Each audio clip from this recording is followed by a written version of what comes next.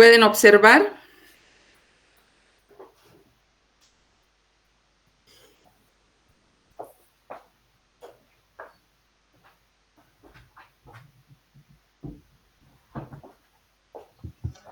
Sí, doctora, se ve. Ya, muy bien. Vamos a empezar ahora con otro tema de separación. Hemos estado viendo la cromatografía gaseosa, hemos visto también y hemos hablado de la cromatografía líquida, hemos visto dentro de la cromatografía líquida una serie de variantes a partir de la cromatografía líquida tradicional, podríamos decir, o convencional.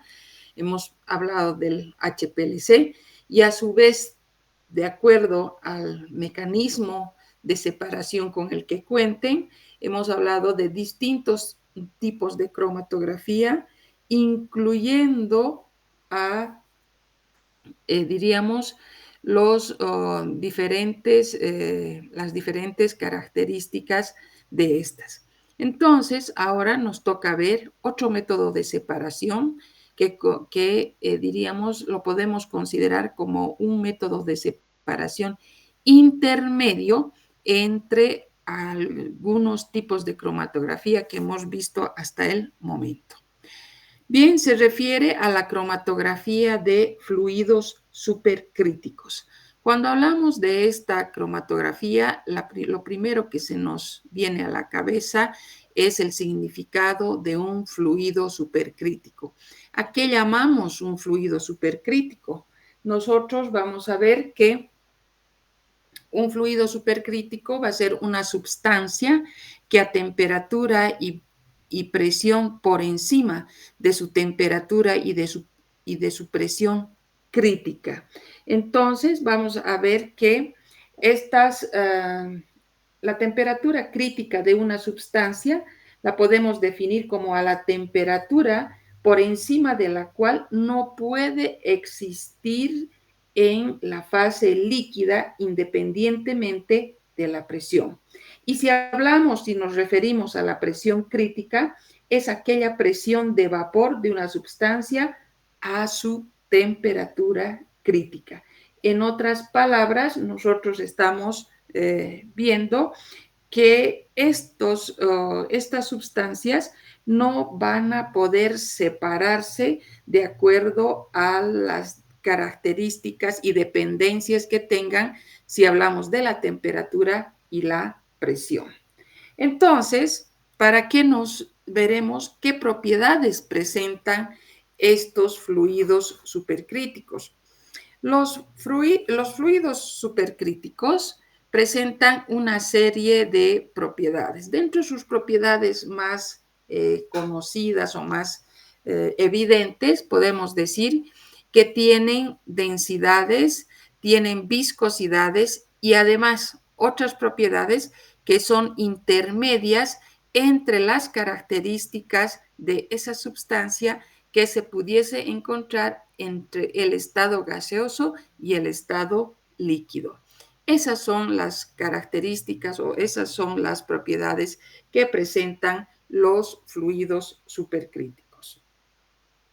Ahora, las características fundamentales y que tenemos que tener bien en cuenta a nivel de los fluidos supercríticos es el hecho de, como vemos en la diapositiva, de contar sus viscosidades y sus densidades. Entonces, obviamente, más otras propiedades que constituyen o van a ser intermedias entre las características de la sustancia en estado gaseoso y además en estado líquido.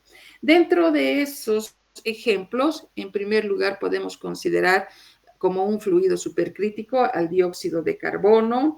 Podemos encontrar también a otro tipo de elementos, como es el caso, por ejemplo, del amonio, el óxido nitroso, el N-butano, que constituyen, diríamos, en otro tipo de fluidos supercríticos, obviamente con menor aplicación, con menor uso que los que vendrían a ser el dióxido de carbono. Ahora, vamos a ver también que una propiedad muy importante que tienen los fluidos supercríticos, hemos mencionado anteriormente, que va a ser la posibilidad de estar muy relacionada con sus densidades elevadas. Estas densidades que van a oscilar entre 0,2 y 0,5 gramos por centímetro cúbico. También podemos hablar que tienen la capacidad para disolver moléculas grandes que no sean volátiles. Por ejemplo, o estaríamos hablando de los alcanos que estén formados desde 5, 6, 10 hasta 30 átomos de carbono que son capaces de ser disueltos por estos fluidos supercríticos. Luego, también podemos mencionar que tienen una elevada solubilidad de las especies orgánicas en este tipo de fluidos supercríticos y ante todo podemos referirnos cuando hablamos del dióxido de carbono por las N ventajas que va a presentar. Entre estas ventajas o entre estas propiedades tenemos que considerar que el caso, por ejemplo, del dióxido de carbono es que va a ser barato, va a ser inocuo y y no es tóxico. Entonces, esto hace que no puedan dejar de evaporar libremente, o sea, se los puede dejar evaporar libremente en el medio ambiente, en la atmósfera, sin que produzca ningún daño al medio ambiente. Esto en la actualidad saben ustedes que resulta ser una ventaja, diríamos, muy notoria cuando hablamos o cuando nos referimos al medio en el que ahora vivimos y todas las, diríamos, situaciones que conllevan el cuidado del medio ambiente. Entonces, estas son las características, las propiedades más importantes que presentan los fluidos supercríticos, como hemos visto anteriormente, ¿no es cierto? La capacidad para disolver moléculas grandes, como hemos dicho, son los alcanos que no sean volátiles, la elevada solubilidad de las especies orgánicas en presencia del dióxido de carbono, que es un fluido supercrítico, además que este último, o sea, este dióxido de carbono está de una manera bastante abundante y por si fuese poco, constituye un elemento bastante económico, es inocuo y es no tóxico, de tal manera que presenta una serie de ventajas. Después de que nos hemos ubicado en lo que son algunas características de los fluidos supercríticos, nos vamos a abocar ahora a lo que es la cromatografía de fluidos supercríticos, es decir, un método de separación que podríamos definirlo como una modalidad híbrida que entre la cromatografía gaseosa y la cromatografía líquida de alta resolución, que es el HPLC. En otras palabras, esta cromatografía de fluidos supercríticos comparte, podríamos mencionar, algunas características de la cromatografía gaseosa y también de la cromatografía HPLC, donde son sometidos a altas presiones. Entonces,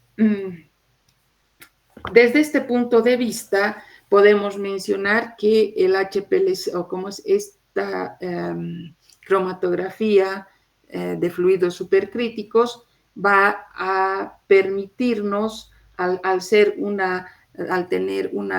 constituirse en una modalidad híbrida entre ambos procesos de separación, tiene bastante importancia por su gran aplicación en la industria. Además, se la aplica, si vale el término, en la separación de determinados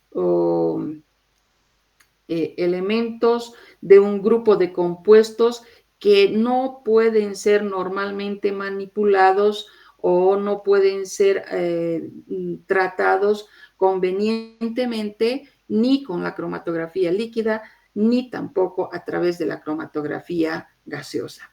Estos compuestos van a ser, en primer lugar, los compuestos no volátiles o térmicamente lábiles, en los que la cromatografía de gases no puede aplicarse.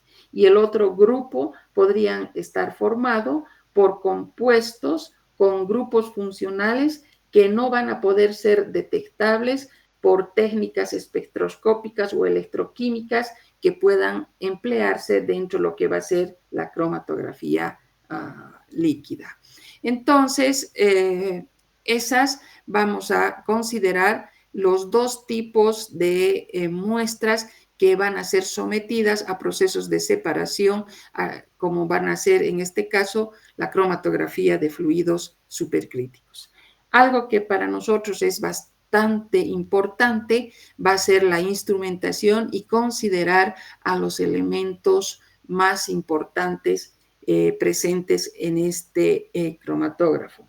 Vamos a ver en primer lugar que los componentes van a ser muy parecidos, diríamos, a los del HPLC, pero presentan dos diferencias importantes.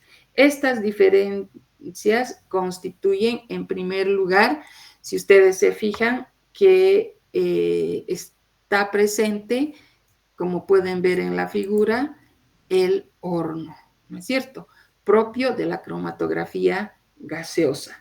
Entonces, este papel que desempeña el horno en la instrumentación, en el equipo para cromatografía de fluidos supercríticos, igualmente cumple el mismo rol, diríamos, que en la cromatografía gaseosa, ya que la presencia de un horno sirve para mantener a la columna, porque saben que la columna está en el interior, esta debe encontrarse termostatizada y proporcionarnos un control totalmente preciso y exacto de la temperatura de la fase móvil. Esa es una de sus características, o mejor dicho, diremos, una de las diferencias cuando hablamos de la instrumentación y el bastante parecido que tiene con el HPLC. Entonces, es importante la presencia del horno y el papel que éste desempeñe sobre la columna, que ésta tiene que estar termostatizada para lograr un dominio, un control de la temperatura de la fase móvil. Y en segundo lugar, vamos a encontrar un restrictor, o también se lo puede conocer como un dispositivo de contrapresión que se utiliza para mantener, como su nombre dice, la presión en la columna en el nivel deseado y convertir el eluyente del fluido supercrítico en un gas para arrastrarlo y llegar hasta el detector. Entonces, estos son los dos elementos importantes que van a diferenciar o que van a caracterizar al instrumento empleado para un proceso de separación a través de la cromatografía de fluidos supercríticos. Como podrán ver después, el resto de los elementos como la bomba de desplazamiento, cuando hablamos de la válvula de inyección de la muestra, etcétera, muy parecido a los equipos empleados para el HPLC. Pero, ¿qué es la característica o cuál es la particularidad, diremos mejor dicho, en este caso? La presencia del horno, por un lado, y por otro lado, la presencia del restrictor o el dispositivo de contrapresión que podríamos mencionar, ambos con su papel característico. En el caso del horno, igual que en la cromatografía gaseosa, hace que la columna esté termostatizada y de esta manera realizar un control exacto, un control preciso de la temperatura de la fase móvil. Y la presencia del restrictor o el dispositivo de contrapresión se lo utiliza, se lo emplea para mantener la presión en la columna en el nivel deseado, de tal manera que se convierte el eluyente del fluido supercrítico que hemos elegido en un gas que se lo va a arrastrar hacia el detector. Bien, pasamos entonces acá y mencionamos que los componentes van a ser muy parecidos a los del HPLC con las dos diferencias que acabamos de mencionar, el horno y el restrictor y con sus respectivos con sus respectivas funciones. Pasamos ahora a hablar del efecto de la presión. La variación de la presión tiene su efecto sobre el factor de retención. A ver, ¿qué podemos decir? La variación de la presión en la cromatografía de fluidos supercríticos decimos que tiene su efecto sobre el factor de retención. ¿Qué quiere decir? Este efecto es una consecuencia del incremento de la densidad de la fase móvil a medida que va a ir aumentando la presión. Al aumentar, al producir, al incrementarse la densidad, se va a originar un aumento de la capacidad disolvente de la fase móvil y lo que va a producir que se acorte el tiempo de elusión. Entonces, como podemos ver, es un efecto muy importante el que tiene la presión. Como decimos, la variación de la presión tiene su efecto sobre el factor de retención. ¿Qué va a ocurrir? Como consecuencia, nosotros vamos a disminuir el tiempo en el que se lleve a cabo la elusión. Tenemos ahora una fase estacionaria y cuando hablamos de las fases estacionarias en la cromatografía de fluidos supercríticos, vamos a ver que en primer lugar tenemos que considerar que toman en cuenta dos tipos de columnas, las columnas abiertas y también tienen las columnas rellenas. Ahora, entre las dos, las más empleadas van a ser las columnas abiertas. Estas columnas abiertas son muy parecidas, son muy similares a las columnas de sílice fundido, que presentan un recubrimiento interior con varios tipos de materiales, como son los siloxanos enlazados y también los de enlace cruzados, si ustedes recuerdan, hemos mencionado anteriormente. Ahora, entre las características que presenten estas columnas, un ratito acá, vamos a ver. Un ratito me van a esperar.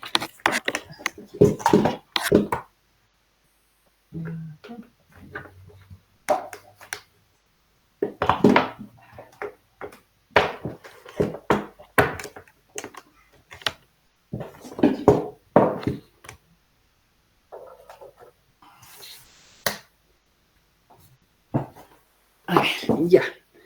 Entonces, cuando nosotros nos referimos a las columnas, hemos dicho que las columnas abiertas van a ser las más, diríamos, frecuentes, ampliamente usadas, y si hablamos de sus dimensiones, tenemos que referirnos a que normalmente tienen una longitud que oscila entre los 10 a los 20 metros y presentan un diámetro interior que va a estar aproximadamente entre 0,05 y 0,1 milímetros de espesor.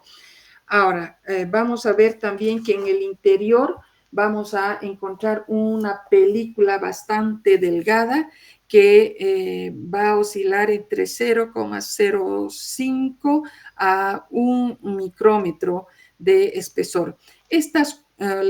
Cuando nos referimos a las columnas rellenas, son muy parecidas a las utilizadas en la cromatografía líquida de reparto y también son empleadas en la cromatografía de fluidos supercríticos. Hay bastante parecido, hay bastante, diríamos, semejanza y sabemos que hay parámetros que hacen la diferencia, diríamos, entre la cromatografía de fluidos supercríticos y también algunos aspectos considerados en las cromatografías líquidas. Ahora, si nos referimos a las fases móviles, vamos a hablar en primer lugar que la más empleada, la más conocida o la que tiene mayores ventajas va a ser el dióxido de carbono. Se puede considerar como a la fase móvil por excelencia para utilizar o tomar en cuenta como una fase móvil. Ahora, la primera ventaja que presenta es pues que es de excelente elección para una gran cantidad de moléculas orgánicas que sean no polares. También vamos a mencionar que son transparentes al ultravioleta, son inoloras, no son tóxicas, como hemos mencionado hace un rato.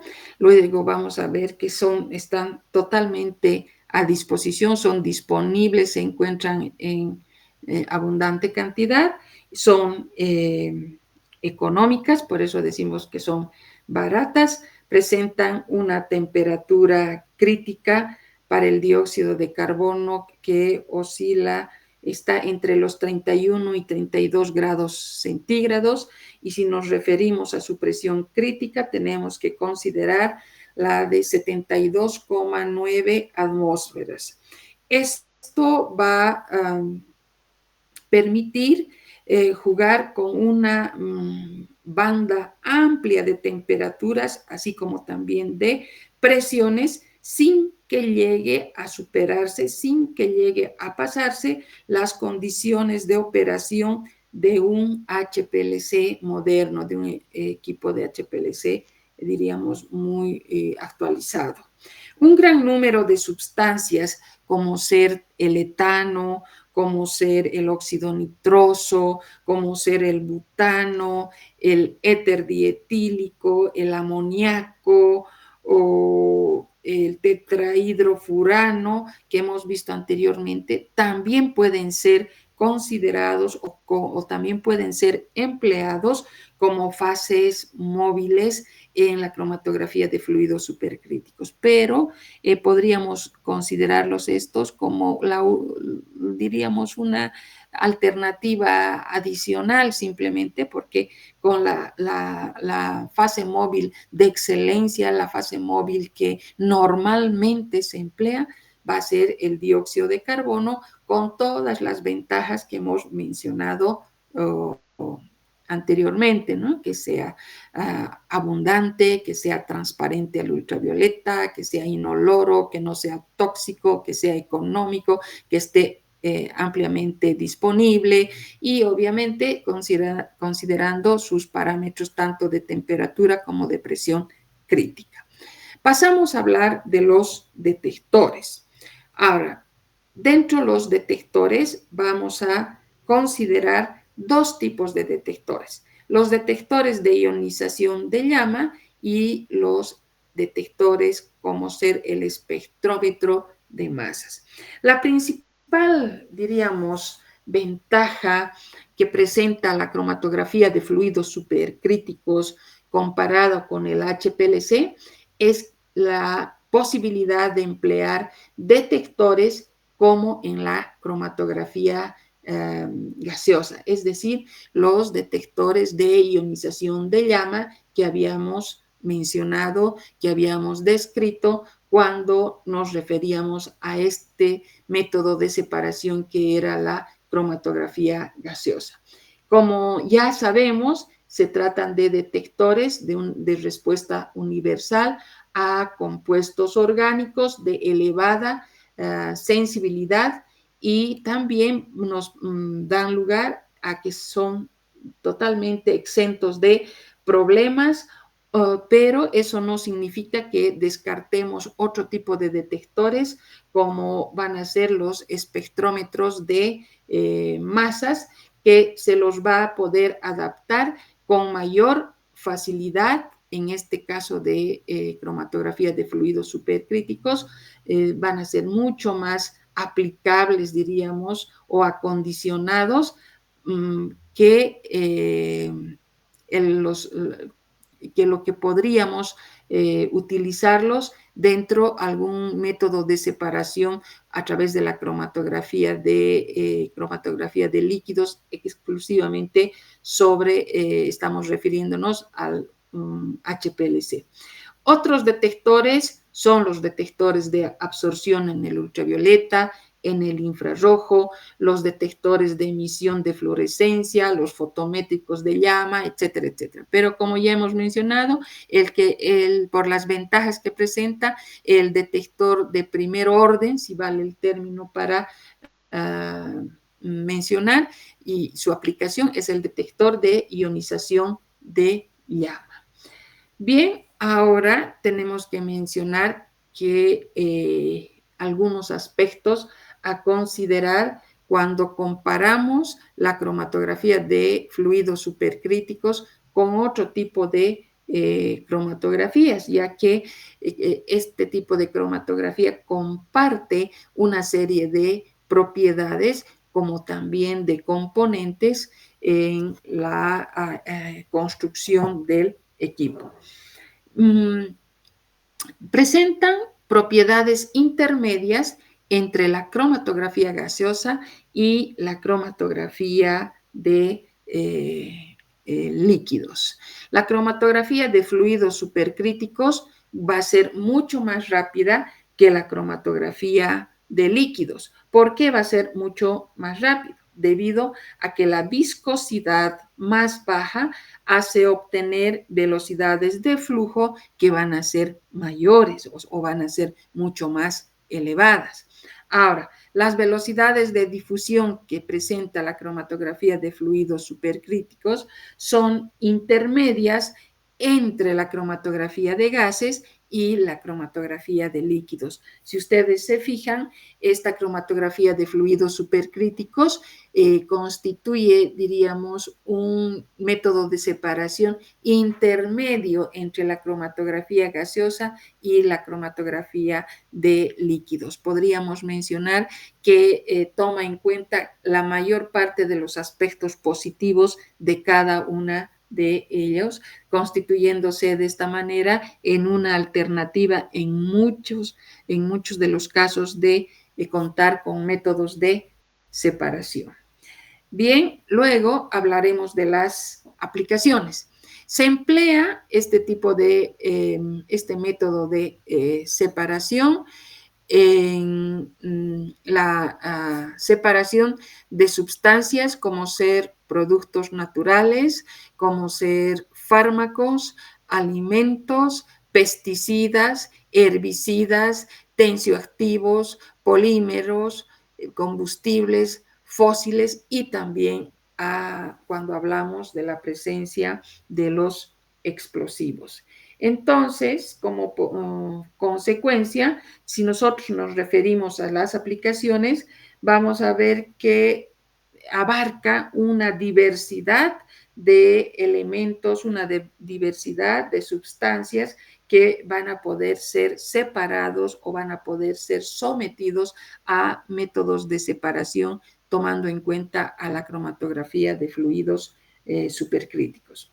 Se lo emplea o tiene mucha importancia, mucha aplicación en la actualidad en la separación, por ejemplo, de alimentos que presenten bajos niveles de colesterol.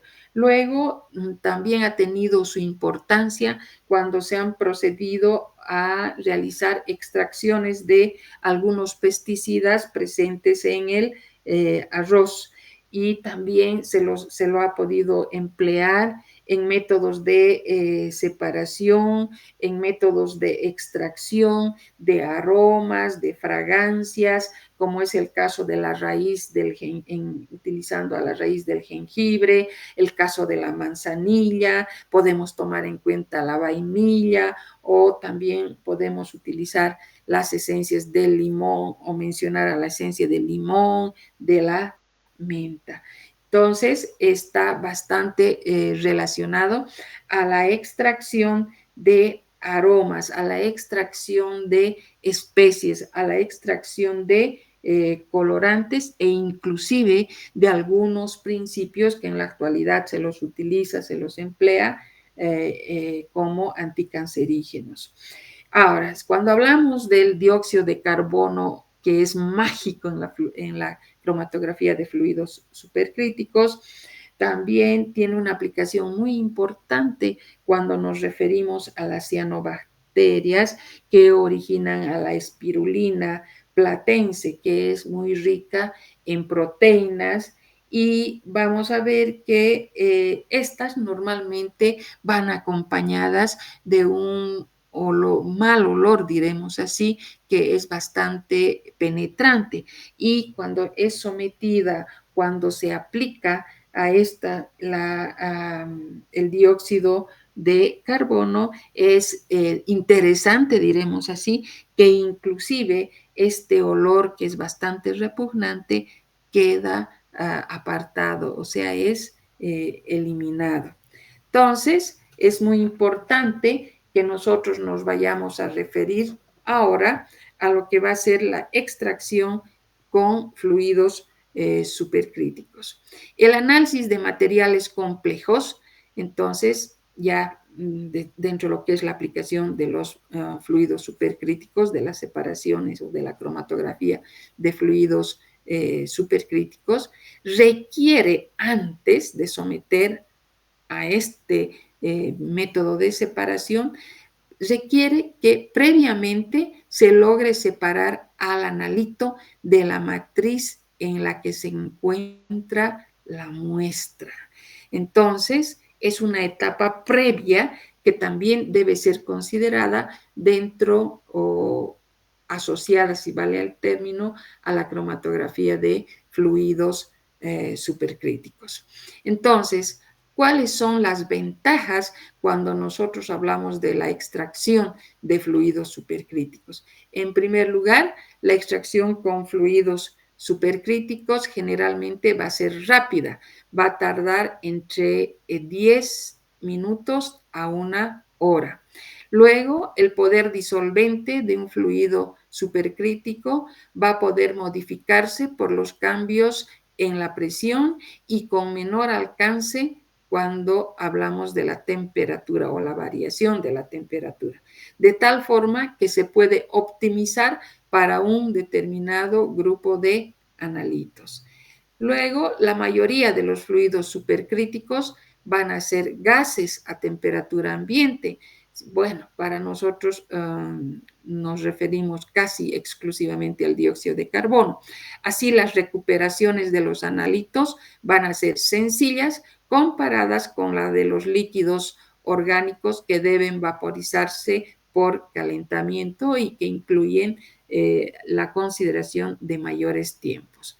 Luego vamos a hablar de algunos fluidos supercríticos que son baratos, que son inertes, que no son tóxicos, y por lo que se los puede eliminar fácilmente una vez concluida la extracción, como habíamos mencionado anteriormente, cuando nos referíamos a las bondades que presentaba el fluido supercrítico por excelencia, que era el dióxido de carbono.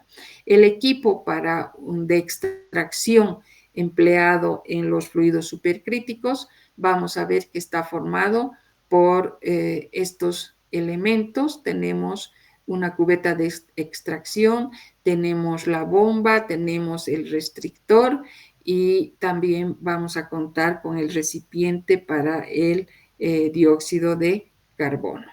Entonces, tenemos aquí los componentes, el depósito del fluido supercrítico, la bomba de desplazamiento, la válvula para el control del flujo del fluido supercrítico, la cubeta de extracción, la válvula de salida y finalmente el restrictor de flujo, como podemos ver en el diagrama que tenemos en la diapositiva. Tenemos entonces ahora, después de mencionar sus componentes, vamos a ver cuáles son, de una manera totalmente resumida, por si acaso, ¿no? Porque nuestro tema es en realidad la cromatografía de fluidos supercríticos, pero vemos que la extracción también tiene bastante importancia o toma en cuenta una etapa, diríamos, dentro de lo que va a ser la separación. Entonces, los modos de actuar de la extracción con fluidos supercríticos, vamos a ver que un sistema de extracción por fluidos supercríticos puede actuar de dos maneras. Simplemente vamos a mencionar de una manera rápida. La extracción dinámica, donde la válvula entre la cubeta y el restrictor van a permanecer abiertas, y estamos hablando de una extracción estática cuando la válvula está cerrada y la cubeta de extracción está presurizada. Esos son los dos sistemas o las dos formas de actuar cuando hablamos de la extracción de fluidos supercríticos. Cuando nos referimos a la presencia de esa válvula que esté abierta o también aquella que pueda encontrarse cerrada. Esto va a originar una extracción, si está abierta, dinámica, continua, y si está cerrada va a ser una extracción totalmente estática. Ahora, ¿cómo se eligen los fluidos supercríticos? Pero después de que nosotros hemos mencionado tanto las características, iremos a hacer algo más de énfasis en las bondades que presenta el dióxido de carbono. Contiene un modificador orgánico, va a ser un disolvente excelente, como hemos mencionado anteriormente, para especies no polares, como ser los alcanos, los terpenos, y constituye un buen medio de extracción para especies moderadamente polares, con hidrocarburos aromáticos policíclicos, también pueden ser aldehídos, pueden ser ésteres, podemos hablar a los alcoholes, a los pesticidas organoclorados y a las grasas. También vamos a decir que se los emplea para compuestos de elevada polaridad. En esto se debe tomar en cuenta algunos modificadores de elevada polaridad como el metanol y otros. Ahora, para elegir un fluido supercrítico se debe tomar en cuenta, en primer lugar, la polaridad, no solamente las anteriores ventajas que nos presentaba el fluido supercrítico como era el dióxido de carbono, sino también se debe tomar en cuenta la polaridad y también la solubilidad de los analitos y de los componentes que acompañan a la matriz. No se olviden que en en este caso de la extracción, constituyen pues uno de los papeles fundamentales de la extracción va a ser separar el analito de la matriz que acompaña al mismo. Bien, ahora tenemos dos tipos de extracciones. Para recoger los analitos luego de la extracción se emplean dos tipos de metodologías. La primera, que es independiente, y la segunda, que es en línea. Nos vamos a referir únicamente a la independiente por la simpleza del proceso, porque la en línea, como su nombre dice, ya presenta una serie de situaciones más complejas que no requerimos nosotros contar con las mismas. Bien, cuando hablamos entonces de las metodologías y nos referimos a la independiente, es la más sencilla, donde los analitos se recogen por inmersión del restrictor en unos pocos centímetros cúbicos del disolvente y dejando que el fluido supercrítico gaseoso se escape hacia la atmósfera. Luego, los analitos serán identificados a través de métodos ópticos, a través de métodos cromatográficos o a través de métodos electroquímicos. Y en línea, como su nombre dice, va a ser un proceso en cadena. Bien, ahora, ¿cuándo y dónde o para qué se aplica la extracción de fluidos supercríticos? Tiene una importancia o juega un papel muy importante, es muy grande su importancia en el análisis de muestras medioambientales. Gran cantidad de muestras de alimentos, de muestras biomédicas y también industriales. Esas vendrían a ser las ventajas de la extracción tomando en cuenta a los fluidos supercríticos. Y aquí tenemos, por ejemplo, algunos ejemplos como los pesticidas, como ser las grasas, como habíamos mencionado a los aromas, a las fragancias, habíamos hablado del colesterol, habíamos hablado de algunos aditivos, de algunos colorantes, de algunos oligómeros, algunos residuos o residuos presentes en los medicamentos. Esos, cuando nos referimos a la gran variedad que puede existir en la extracción a través de la extracción con fluidos supercríticos.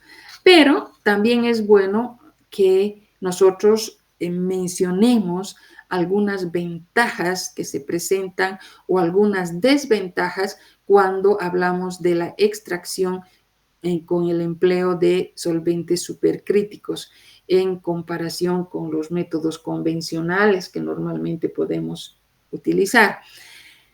Entre las grandes ventajas que podemos mencionar, sabemos que los fluidos supercríticos presentan una baja viscosidad y son altamente difusivos. El fluido supercrítico tiene la posibilidad, por tanto, de penetrar dentro de un sólido poroso con mayor facilidad, lo que resulta y lo que hace, lo que habíamos mencionado anteriormente, que el proceso de extracción sea mucho más rápido, ¿no? Entonces se llega a un ahorro de tiempo. Por otro lado, una disolución del fluido supercrítico siempre va a poder ser controlado en función de la presión y de la temperatura.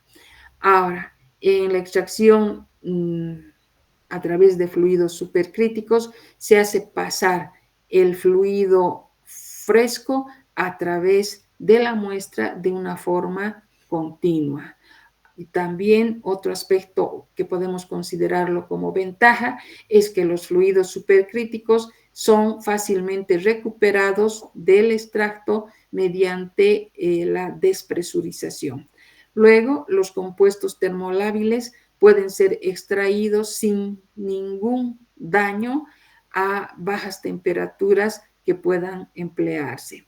La extracción supercrítica, como hemos mencionado también, utiliza disolventes que no son tóxicos, que no son hostiles con el medio ambiente. Y un ejemplo que hemos hablado bastante es el caso del dióxido de carbono.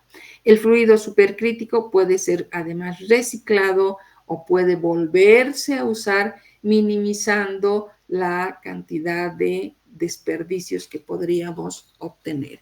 Pero así como hemos nombrado y hemos enumerado un gran número de ventajas que nos presentan, también tenemos que pensar en algún tipo de desventajas que pueda tener. Ahora, entre estas desventajas podemos mencionar que por las características que presenta la naturaleza del proceso, necesariamente se requieren contar con presiones bastante elevadas para poder realizar la extracción.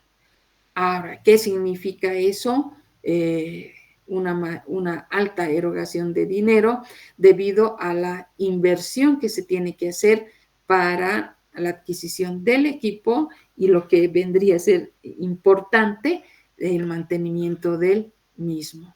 Luego, también otra desventaja sería que la compresión del solvente requiere de medidas elaboradas de recirculación para ir reduciendo, para ir economizando los gastos energéticos. Otra limitación que podemos mencionar es que toman en cuenta o pueden llegar a disolver muy pocos compuestos no polares. El uso o la posibilidad, diremos mejor, de modificar puede alterar la polaridad del fluido supercrítico en el caso del dióxido de carbono, pero pueden quedar en el extracto de tal manera que se requiera de otro proceso de separación o que se someta a otro proceso de separación posterior. Eso entonces en cuanto a algunos aspectos negativos o podríamos considerarlos de desventajas dentro de lo que va a ser la extracción. Bien, hasta aquí entonces, este es un tema bastante corto, este es un método de separación como es la cromatografía de fluidos supercríticos, que además incluye adicionalmente una etapa que nos hemos permitido también describirla de una manera bastante general, de una manera bastante resumida, como va a ser el proceso de extracción. Hasta aquí, aquí vamos a quedar, quedándonos otro tema para la próxima clase. Es más, quería comentarles que la próxima semana no vamos a pasar clases teóricas, sino va a ser la subsiguiente directamente. Entonces, que tengan un buen resto de la tarde. Hasta luego, jóvenes.